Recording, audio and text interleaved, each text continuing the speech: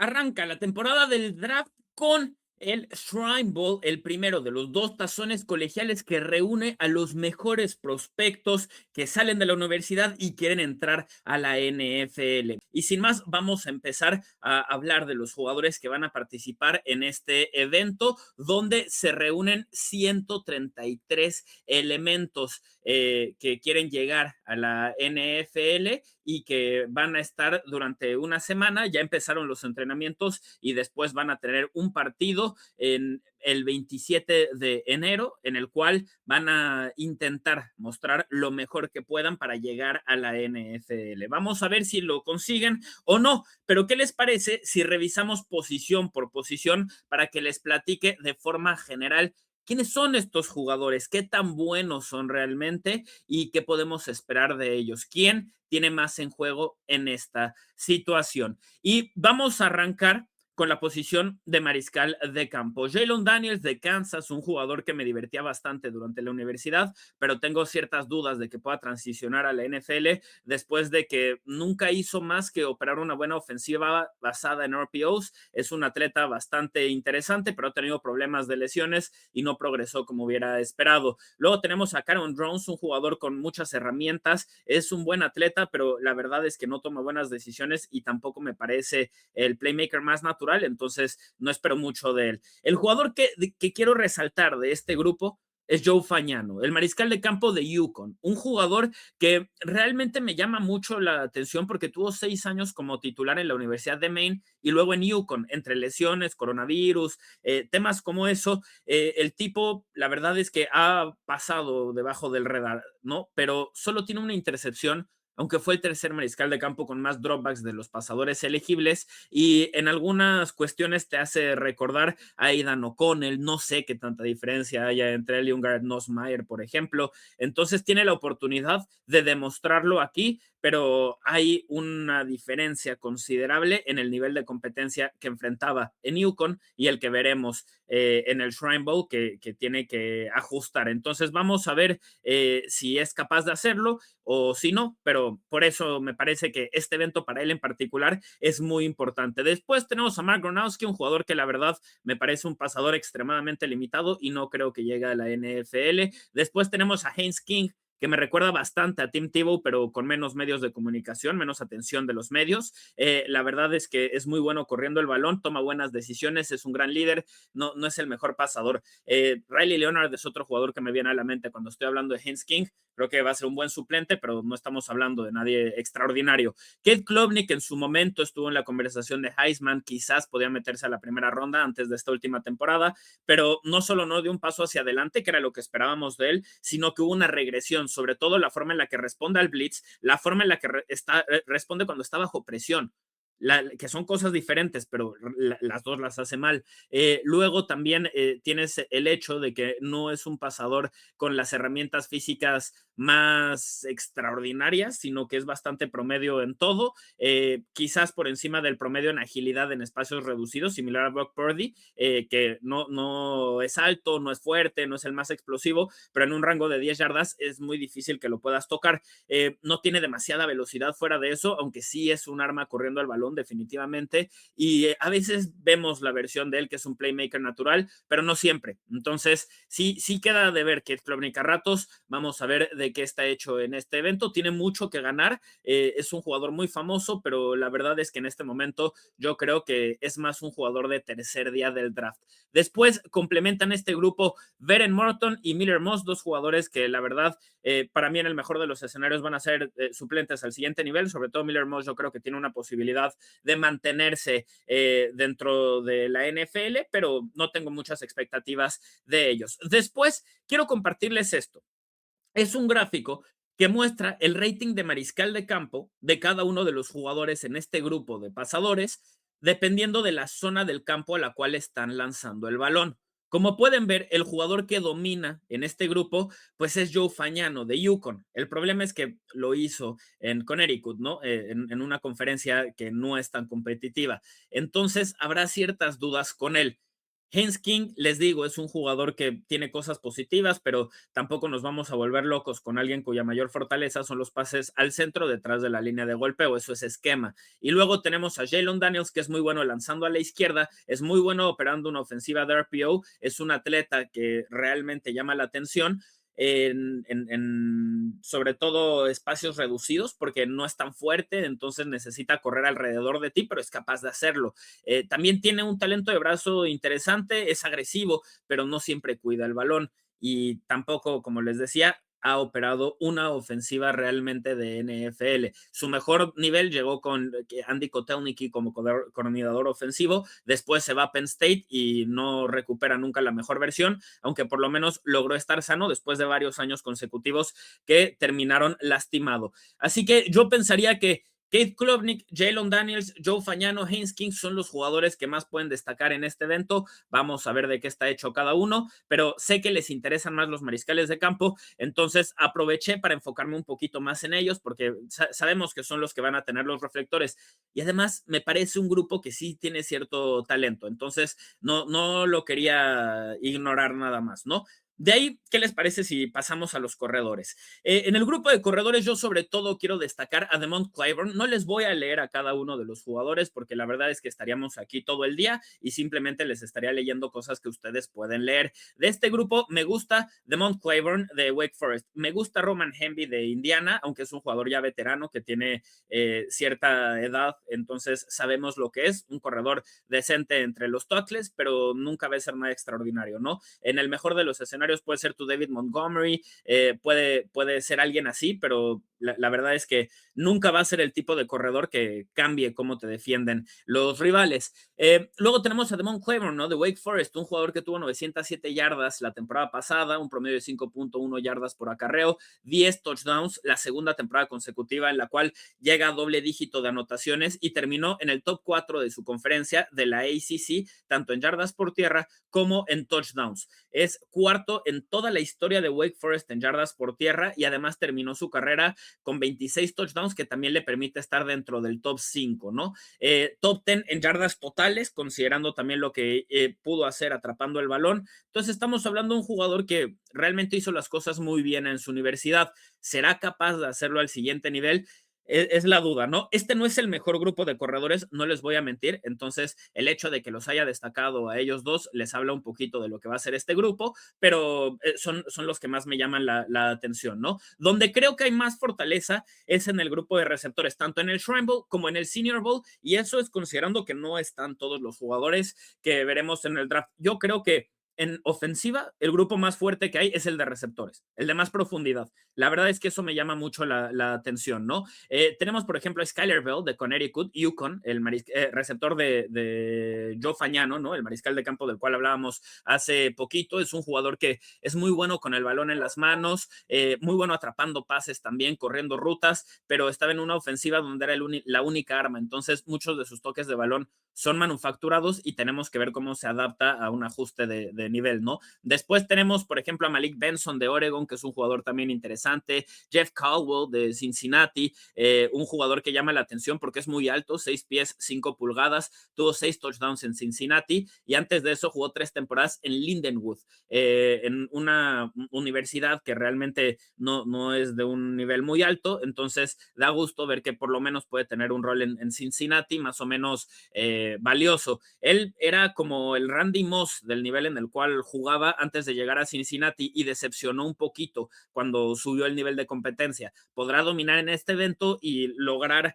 que las personas que lo defendían antes de este último año vuelvan a decir que en Cincinnati quizás no termina de explotar, pero es valioso y que merece una oportunidad en la NFL, es a lo que está apostando, pero realmente no es normal que veamos un jugador que viene de ese nivel de competencia como prospecto de NFL, ¿no? Luego, Eric Rivers es uno que me llama mucho la atención, es una historia similar, empieza en Memphis en 2021, solo que similar en el sentido de que es un jugador que empezó a menor nivel de competencia y después pasó a una mejor universidad.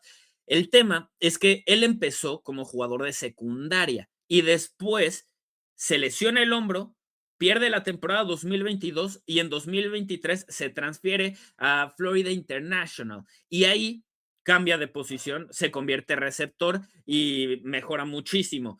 De ahí se transfiere a Georgia Tech después de que pierden a su receptor número 1 en el portal de transferencias y no termina de explotar a pesar de que es un jugador muy talentoso. Ahora, la razón por la cual para mí no termina de explotar es que jugó en una ofensiva que se basa sobre todo en el juego terrestre, con Haynes King, que les decía, no es el mejor pasador. Entonces, Eric Rivers, que es muy bueno corriendo rutas, es muy explosivo, me parece que no tuvo la oportunidad de mostrar todo el talento que tiene. Entonces, esa es la razón por la cual me llama también la atención lo que pueda conseguir en este evento y me parece un jugador en el cual tenemos que prestar atención. Después, también quiero destacar rápidamente a Chris Hilton de LSU, no voy a hablar a detalle de él, pero me parece un buen jugador. Dishon Stribling se bajó en el último momento, pero había estado invitado a este evento.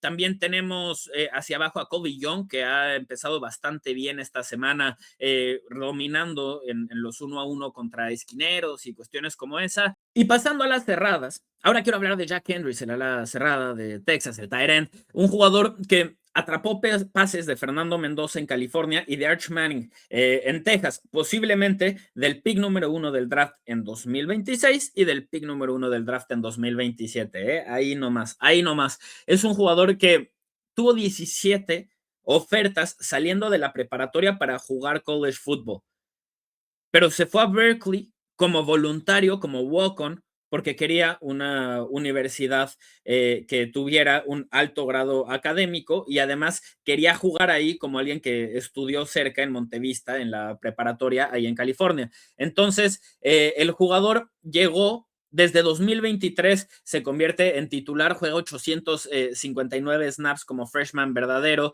de ahí se afianza todavía en la segunda temporada, se transfiere al programa de Texas después de haber liderado a los Golden Bears en yardas recibiendo en 2024 y en Texas, donde teníamos expectativas altísimas para él, la verdad es que no termina de explotar, pero sí es más seguro al menos en la cantidad de pases que deja caer. Pasó de 10% a 1%, lo cual es positivo, pero lamentablemente no se salva de las inconsistencias que vimos de la ofensiva. A lo largo de la temporada no pudieron correr el balón y su pasador, que estaba en su primera temporada como titular, se tardó en carburar y aunque cerró la temporada jugando a un nivel muy, muy alto, no empezó el año jugando a un nivel muy alto. Cualquiera que lo haya visto jugar les puede decir eso. Entonces, me parece que es la razón por la cual Jack Henrys no termina de explotar, pero al menos en el inicio del Shrine Bowl me parece que le ha ido bastante bien en las prácticas y creo que es un jugador que puede terminar destacando, ¿no? También quiero, ya que estamos destacando jugadores,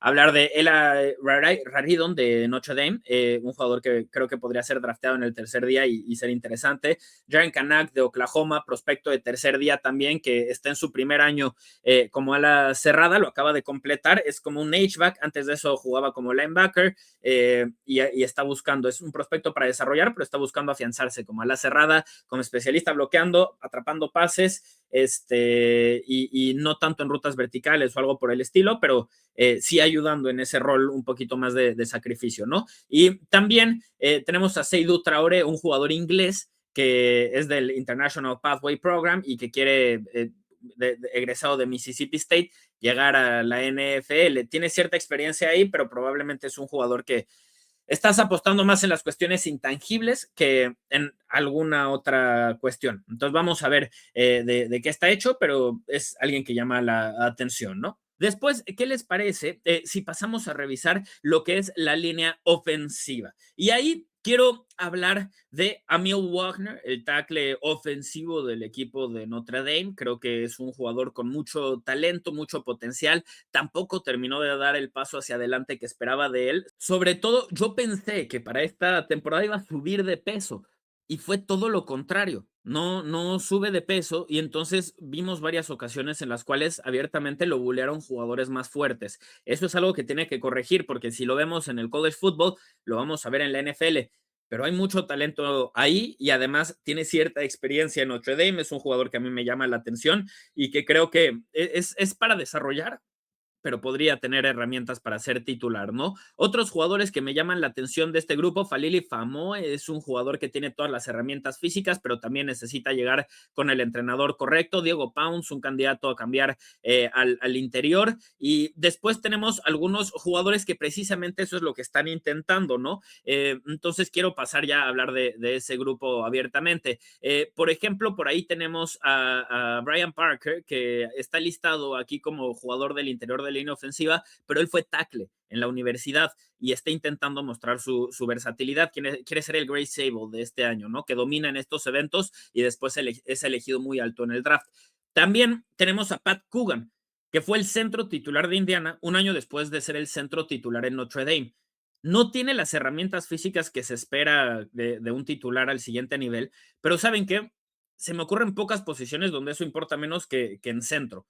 La verdad es que estás rodeado de jugadores que te pueden apoyar en caso de que te puedan bolear porque hay uno más fuerte, demasiado grande, demasiado ágil, algo por el estilo. Y si eres inteligente y tienes buena técnica, puedes sobrevivir. Y me parece que ese es Pat Coogan. Entonces, es un jugador que podrías elegir en sexta, séptima ronda y tener un titular por varios años que nunca va a ser espectacular, pero sí va a ser decente desde mi punto de vista. Y nunca vas a poder construir un equipo teniendo fortalezas en todo. En algún lugar tienes que escatimar. Y me parece que este es un jugador que perfectamente puede ser un titular funcional. Lo agarras en el tercer día, no gastas demasiado en este jugador y va a llegar listo para jugar porque ha sido titular y ha estado toda la vida en el college football. Entonces, a mí la verdad me gusta bastante lo que puede aportar y en general me parece que este es un grupo bastante fuerte, pero ¿saben qué? No quiero enfocarme demasiado en lineros ofensivos, no porque no me parezca una posición muy importante, sino porque vamos a tener más oportunidad de hacerlo más adelante y además quiero tener esa conversación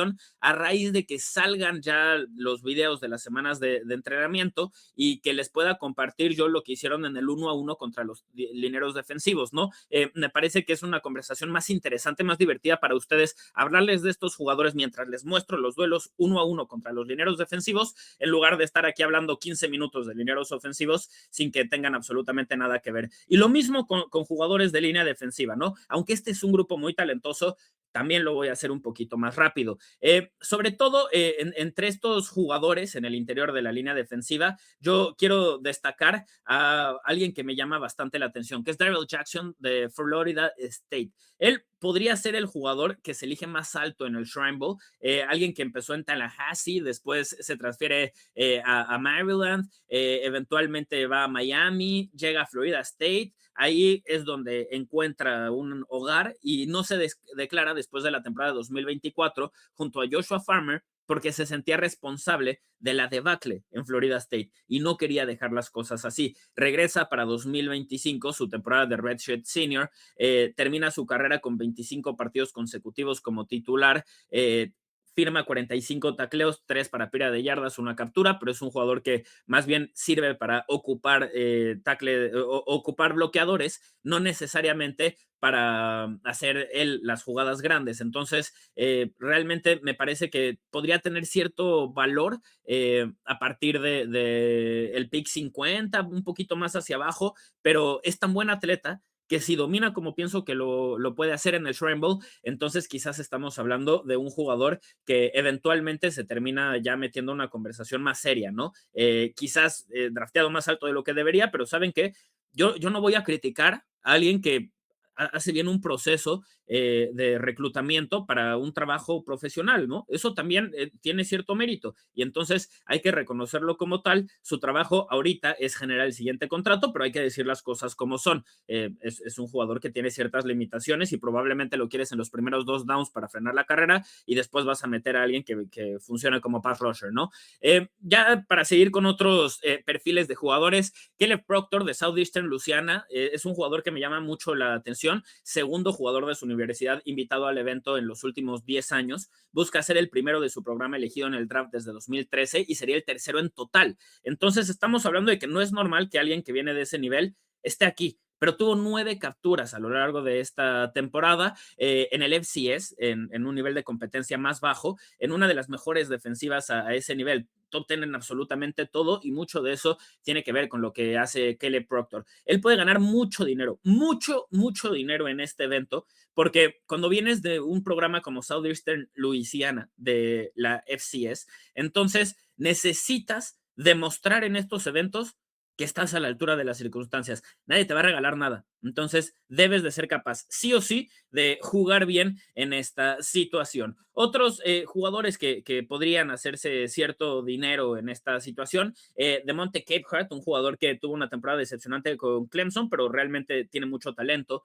Dante Corleone, el Godfather de Cincinnati, un jugador con de verdad muchísimo talento, bastante bueno contra la carrera también, que en 2022 fue fenomenal, 5 tacleados y medio para pérdida de yardas, 3 capturas como tackle nariz, y en 2024 lamentablemente enfrenta una situación médica en la cual se le presentan coágulos en la sangre, por lo cual no puede entrenar de la misma forma. En esa situación sabemos que pasa a segundo término lo que puedas hacer profesionalmente, porque es algo que abiertamente amenaza tu vida. Si no se identifica a tiempo, es algo que se te va uno de esos al cerebro o se te va a los pulmones, al corazón, algo por el estilo, y te puede generar problemas muy serios, incluso la muerte. Entonces es una situación bastante seria. Lo manejó bien, lo resuelve, y casi no se pierde tiempo, regresa a jugar esta última temporada, no es el mismo completamente, pero ¿saben qué? Yo he visto a otros jugadores que presentan esos problemas, se tardan en regresar y una vez que lo hacen, ya que poco a poco recuperan el acondicionamiento, vuelven a mostrar el nivel. Entonces, yo estaría dispuesto a apostar en él, porque no hay tal cosa como un prospecto perfecto, ¿no? Y sobre todo cuando estamos hablando de jugadores en el interior de la línea defensiva, que probablemente van a ser elegidos en tercera, cuarta, quinta ronda. Me parece que vale la pena apostar por él porque la única razón por la cual no funcionaría es que eso le roba la explosividad, pero tenías a la persona correcta, el perfil correcto para construir un vestidor con la cultura que quieres en el menor de los escenarios y quizás en una de esas, ahora que no está, no sé, luchando por sobrevivir, puede recuperar su nivel y entonces tienes a un jugador titular a largo plazo en el cual apostaste en un momento bajo y te da mucho más adelante, ¿no? Yo creo que vale la pena apostar por este tipo de jugadores y darles una oportunidad porque ellos no hicieron absolutamente nada mal. Y miren, ¿saben qué? En una liga que le da oportunidades a otras personas muy impresentables, yo creo que ellos merecen el tener la chance de demostrar de lo que están hechos, ya que llegan a la liga, a pesar de que sí baja su nivel de forma más o menos considerable esta última temporada. Sigue siendo un jugador funcional desde mi punto de vista, pero definitivamente lo estás eligiendo recordando lo que eras antes de lo que era él antes de ese problema, ¿no? Entonces, simplemente para ponerlo en perspectiva y platicarles un poquito de la historia de estos jugadores. Y ahora hay que pasar con los pass rushers. Sí, gente, hay que pasar con los cazamariscales. Y quiero arrancar destacando a Malachi Lawrence, un jugador que me parece tiene muchísimo talento. Esta última temporada registró 40 presiones al mariscal de campo, 7 capturas, es larguísimo, sus brazos, la altura que tiene también, eso le permite impactar el pecho de los rivales antes de que lo toquen a él y controlar también a los linieros a los cuales se enfrenta. En 2023 explota dentro del Big 12, es titular en 13 partidos, registra 10 tacleos y medio para pérdida de yardas, 7 capturas y media, que es quinto mayor total dentro de su conferencia, y luego en 2024 logra mantener ese nivel, tiene 5 capturas, segundo en el equipo, onceavo dentro del Big 12, 15 tacleos, 6 para pérdida de yardas, pero el tipo tiene muchas más presiones, entonces fue más disruptivo, pero no logró terminar tantas jugadas como el año pasado. Me recuerda en ese sentido a Shemar Stewart un poquito, excepto porque él sí finalizó muchas más jugadas que Shemar Stewart en su momento. Me sorprende que aparece actualmente dentro del Big Board del consenso mucho más bajo de lo que yo lo tendría, porque en situaciones obvias de pase genera presión en mayor porcentaje de las jugadas que Ruben Bain Jr. Estamos hablando de un prospecto que realmente es bastante interesante y me parece que tendría que estar recibiendo un poquito más de atención de los medios este elemento, ¿no? También tenemos a Anthony Lucas de USC, que tiene todo el talento del mundo, pero no terminó de explicar algo También tenemos a Anthony Lucas de USC, que tiene todo el talento del mundo, pero no terminó de explotar. Patrick Payton, que está exactamente en la misma categoría. Vamos a ver si son capaces de aprovechar esta oportunidad, pero definitivamente son jugadores a destacar. Ahora, vamos a pasar a hablar de los linebackers. Aquí quiero destacar sobre todo al que ven en pantalla, que es Harold Perkins Jr. de LSU. Él es un jugador bastante curioso, porque nunca tuvo el mismo rol de una temporada a la siguiente dentro de Baton Rouge en la defensiva de LSU. En 2022 jugó el 41% del tiempo en la línea defensiva. En 2023 fue el 35%. En 2024 el 14% y en 2025 el 11%. Poco a poco lo fueron alejando de la línea de golpeo, aunque una de sus mejores habilidades era como pass rusher. Es un jugador que ya tiene cierto tiempo en la universidad, entonces yo recuerdo ya haberlo scouteado en scouting de verano un par de veces, pensando que se iba a declarar a la siguiente generación y no lo hizo.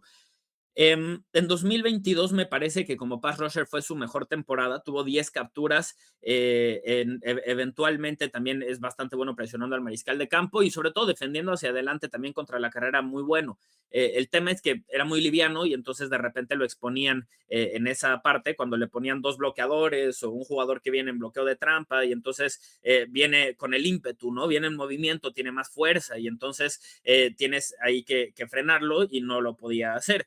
Eventualmente yo creo que por eso, pero reconociendo su inteligencia y que es un playmaker, lo fueron alejando poco a poco de la línea de golpeo. Y entonces, esa es la razón por la cual empezó a jugar más como linebacker. En 2024 se lastima además del ligamento anterior cruzado, regresa para 2025 y lo hace en una estrella, en la posición de estrella, que es una posición híbrida donde de repente juegas como esquinero de ranura, de repente como safety, de repente como linebacker, de repente en línea defensiva. Esencialmente haces todo. Y tuvo cierta producción, pero realmente me parece que no fue la mejor utilización de lo que él es capaz de apostar, ¿no? Me recuerda en ese sentido a Jason Reddick como alguien que, como no es el más grande, continuamente intentaban alejarlo de la línea de golpeo y eventualmente lo vas a tener que regresar ahí porque es lo que mejor hace. Si no, ya lo hemos visto varias temporadas también defendiendo en espacio, creo que hubo cierto progreso contra la carrera, pero en cobertura sigue siendo para mí un jugador bastante vulnerable, entonces no estaría dispuesto a apostar por él en ese rol. Vamos a ver de qué está hecho, pero realmente es un prospecto bastante interesante que podría hacer cosas llamativas en la liga al siguiente nivel si lo sabes utilizar, ¿no? Luego aparece Jake Goldey ahí, linebacker de Cincinnati, que lamentablemente se baja, pero es un jugador que me llamaba bastante la atención. Empezó como edge rusher, después también lo convierten como linebacker, similar a este jugador del cual les estaba hablando, pero eso fue al nivel de FCS. Después se convierte en linebacker, en Cincinnati recibe una oportunidad y juega bastante bien, termina segundo en el equipo en tacleos, 7 para pérdida de yardas y todo esto, aunque estuvo lesionado en los últimos 3 partidos. Lamentablemente ya no está en este evento, pero pues sí lo quiero destacar todavía porque es un jugador que es bastante bueno, ¿no? Fuera de eso, Eric Gentry en USC hizo bastante bien las cosas, pero lo ves y parece que está construido como receptor, no como linebacker. Entonces, para mí, veo un linebacker así y digo, vamos a correrle todo el partido hasta que demuestre que nos puede frenar y creo que no lo ha demostrado. Podría ser un problema. Red Murdoch quiere llegar a la NFL después de que su compañero lo consigue con el equipo de los Rams la temporada pasada. No fue elegido en el draft, pero eventualmente llega a este equipo y se mantiene en el roster de 53 jugadores. Es un linebacker interesante, pero pues, lamentablemente para él no es Sean Dolac. No me parece que sea Sean Dolac y vamos a ver si, aunque sí tiene cierta agresividad y es bastante duro, me parece que tiene ciertas limitaciones atléticas que eventualmente no le permitirán producir al siguiente nivel, ¿no? Después tenemos a Tabrian York, un jugador que si nos escuchan en este canal desde que hacemos la cobertura de la temporada de college football, pues ya lo han escuchado de él porque estaba en los Aggies y varias veces lo resaltamos o en previas o en resúmenes de Texas A&M porque era de los mejores jugadores en esa defensiva. Creo que también tiene una oportunidad aquí de destacar, ¿no? Vamos a ver de qué está hecho. Y luego pasemos a los jugadores de la secundaria. Y aquí quiero destacar a algunos elementos que me llaman mucho la atención. Primero, Tenemos a Devonte Marshall de NC State, 6 pies, 2 pulgadas, 3 temporadas al hilo, limitando a pasadores rivales a un rating menor a 75. Me parece que año tras año mostró mejora constante contra la carrera, en técnica también de tacleo, y este último año lideró la nación en pases incompletos forzados. Y el segundo lugar en esa estadística fue Brent Austin, de California, que es bastante más chaparro, pero también tiene 3 años de producción, solo que lo hizo en universidades distintas, en JMU, USF y después en California. Si ves sus estadísticas, en teoría, su peor temporada, y lo digo así entre comillas porque realmente no fue mala, su peor temporada es la última en California, en la cual enfrenta el mayor nivel de competencia, pero permitió un rating de 70 a los pasadores rivales, bloqueó 11 pases y solo completaron el 42% de los envíos hacia su dirección. De hecho, nadie bloqueó más pases que él esta temporada. Y aquí es importante, esto me permite hablar de estos dos jugadores, resaltar la diferencia entre un pase bloqueado y un pase incompleto forzado. En el pase incompleto forzado, tú nada más puede contar pases bloqueados, pero también cuenta jugadas en las cuales la cobertura fue muy buena, no tocaste el balón, pero tu presencia fue la que evitó que se completara el pase. Y en pases bloqueados, literalmente es, tú bloqueaste el pase, tú bloqueaste el balón, entonces esa es la diferencia, ¿no? Nada más para resaltar, porque dije que Brent Austin es el mejor en pases bloqueados y dije que Devonte Marshall es el mejor en pases incompletos forzados.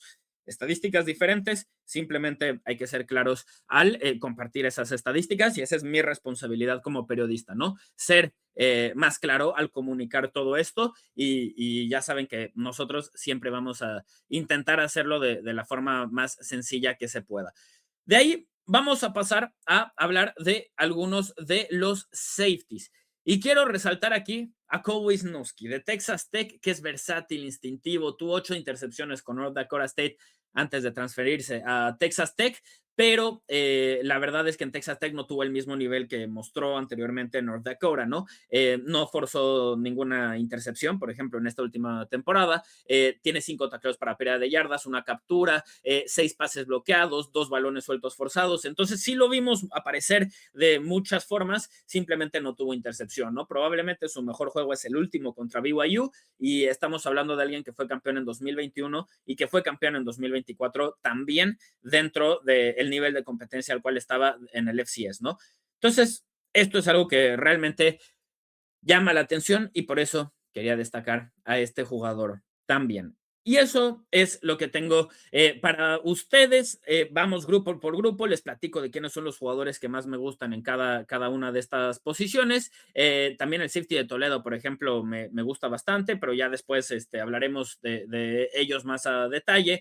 Esperen también un video como este, pero del Senior Bowl más adelante en este canal y mucho contenido del draft ya empezando a partir de la próxima semana, porque Shrine Bowl, Senior Bowl, ya arrancamos con todo y es mi responsabilidad que ustedes conozcan a todos los jugadores que van a estar participando en estos eventos, incluso desde antes de que terminen estos eventos o se den los partidos, ¿no? Porque para eso estoy.